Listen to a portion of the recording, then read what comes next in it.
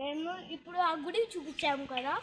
ఇప్పుడు ఇది నాగదేవతలు.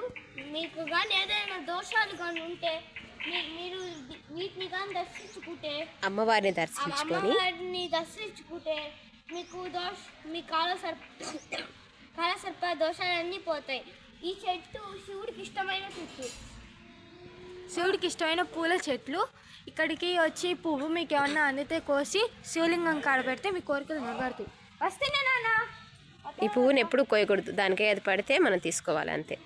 ఇక్కడ ఒక నంది ఉంది, ఇక్కడ ఒక శివలింగం ఉంది. మీకు ఇంకా కొండ ఎక్కేది తీస్తాము. Like, share and subscribe. మీకు మా వీడియోలు ఇంకా రావాలంటే బెల్ ఐకాన్ ఆన్ చేసుకుని ఉండండి. Bye bye.